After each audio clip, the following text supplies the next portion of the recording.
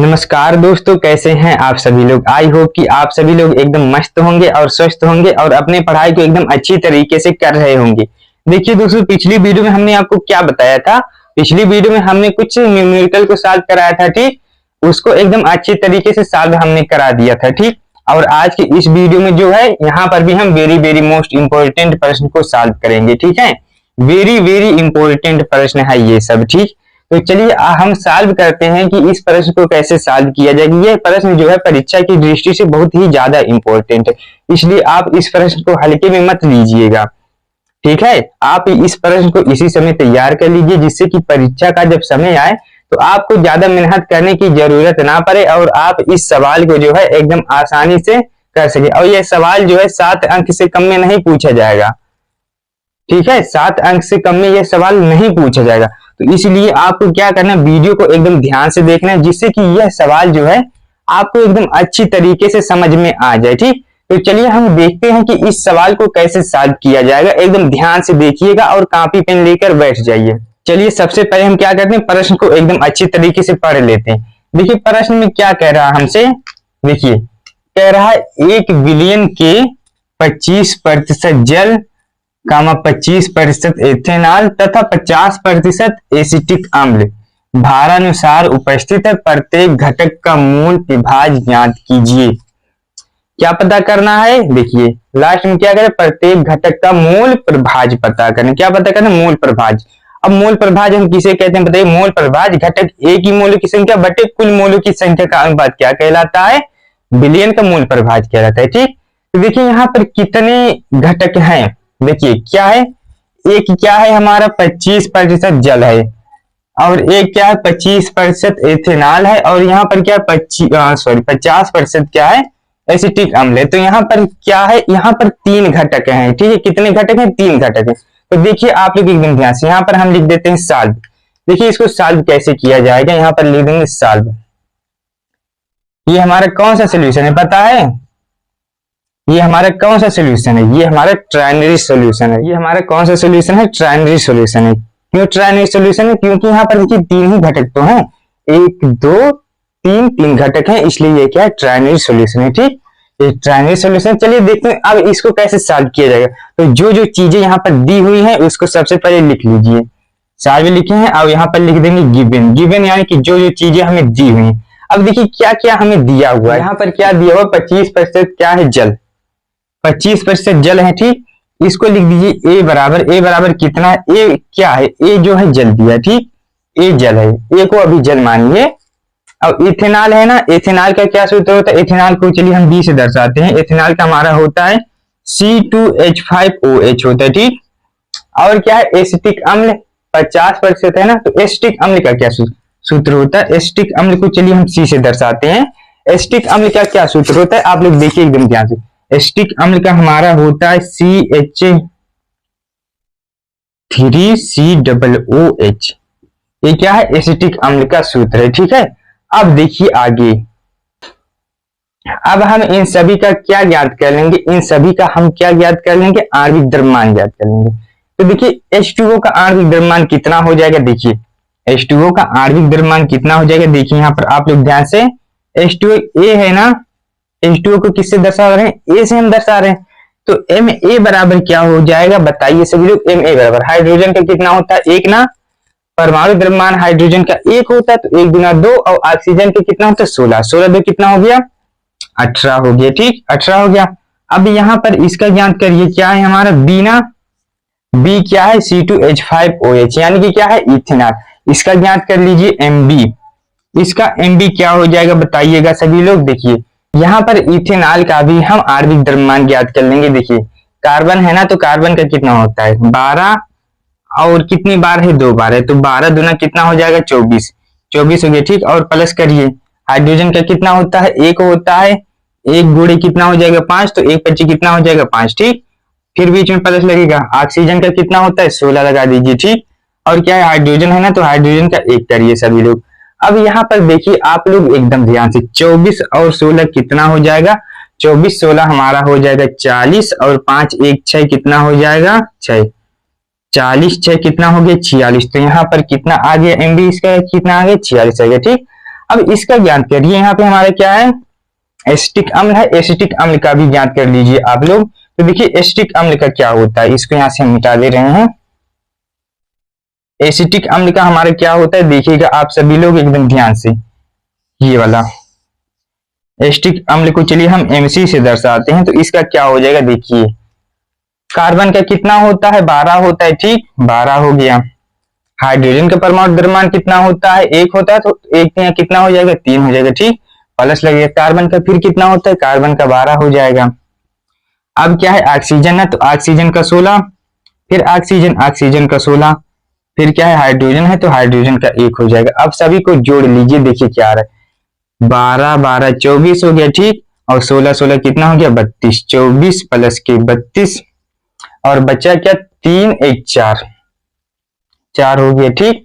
अब यहाँ पर देखिए आप लोग एकदम ध्यान से, 24 4 कितना हो जाएगा हमारा, 28, और 28 32 कितना हो जाएगा, देखिए 8 2 10 के 0 हासिल बचा 1, 3 2 5 1 6 कितना हो गया, 60 AMU। यहाँ पर लिख देंगे 60 AMU, सब में AMU हो जाएगा, ठीक है, AMU। तो देखिए हम लोग क्या ज्ञात कर लिए हैं, हम लोग जो है सभी का क्या ज्ञात कर लिए हैं, आणविक द्रव्यमान सबका ज्ञात कर लिए हैं। अब आगे देखिए इसको कैसे लगाया जाएगा, इसको यहां से हम मिटा दे रहे हैं। देखिए अब आगे इस सवाल को कैसे लगाया जाएगा, आप लोग एकदम ध्यान से देखिएगा। पूछ क्या रहा है हमसे प्रश्न में, पहले यही देखिए हमसे क्या पूछ रहा है, मोल प्रभाज पूछ रहा है ना, मोल प्रभाज पूछ रहा है। तो यहाँ पर देखिए हमें दिया क्या, 25% क्या है, जल है, 25% क्या है, जल है, यानी कि WA हमें यहाँ पर दिया हुआ है। WA कितना दिया हुआ, देखिए आप सभी लोग, WA क्या है, 25 ग्राम, ठीक 25% दिया है ना, तो यहाँ पर आप 25% देखकर कंफ्यूज मत होइए। देखिए 3 घटक है, 1 2 3 घटक है, ठीक, तो सब चीज कितना होता है, 100% होता है। कोई भी चीज कितना परसेंट होता है, पूर्ण रूप से 100% होता है, ठीक, कोई भी चीज पूर्ण रूप से जब 100% होता है, तो देखिए आप लोग एकदम ध्यान से, जब 100% होता है, तो देखिए जल है ना, तो जल देखिए जैसे कि 100% है, ठीक, जल 100% है, तो 100 का 25% कितना हो जाएगा, 100 का 25% हमारा 25 ही तो होगा, तो इसीलिए यहाँ पर कितना आ गया, 25 ग्राम आ गया, ठीक। तो यहाँ पर आप 25% और ग्राम में देखकर कंफ्यूज मत होइएगा। ऐसे यहाँ पर क्या है, 25% एथेनॉल, तो एथेनॉल कितना होता है, 100% पूर्ण रूप से होता है, तो 100% जब पूर्ण रूप से होता है, तो 100 का 25% कितना हो जाएगा, 25 ही होगा ना, कि कुछ और होगा, 25 ही होगा। इसीलिए यहाँ पर हमारा WB भी कितना आ जाएगा, 25 ही आ जाएगा, ठीक है। और WC कितना आएगा, तो देखिए WC यहाँ पर कितना है, देखिए 50% है ना, तो 100 का 50% कितना होता है, 50 ही होता है, 50 ग्राम हो गया। देखिए इतनी चीजें हो गई हैं। अब देखिए इसको आगे अब कैसे सॉल्व किया जाएगा, देखिए आप लोग, हमसे यहाँ पर क्या पूछ रहा है, प्रत्येक घटक का मोल प्रभाज ज्ञात कीजिए। अब यहाँ पर हम लिख देंगे फाइंड यानी कि पता क्या लगाना है। तो फाइंड हमें यहाँ पर क्या करना है, देखिए प्रत्येक घटक के यानी कि x मोल प्रभाज को किससे दर्शाते हैं, x से दर्शाते हैं, ठीक। तो A वाले घटक का भी मोल प्रभाज पूछ रहा है, और B वाले घटक का भी मोल प्रभाज पूछ रहा है, ठीक, प्रत्येक घटक का ना, और C वाले घटक का भी मोल प्रभाज पूछ रहा है, ठीक। अब XA बराबर हम ज्ञात कर लेंगे, और XB बराबर ज्ञात कर लेंगे, और XC बराबर ज्ञात कर लेंगे, ठीक। तो देखिए चलिए हम ज्ञात करते हैं इन सभी को भी।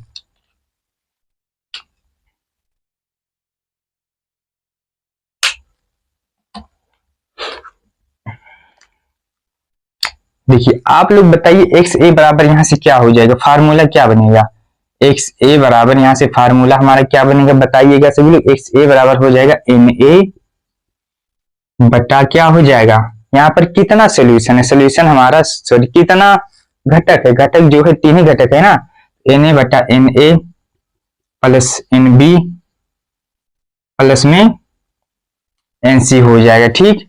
और यहां से क्या हो जाएगा, XB बराबर क्या निकल के आएगा, XB बराबर यहां से हो जाएगा NB बटा Na plus NB plus NC, ठीक।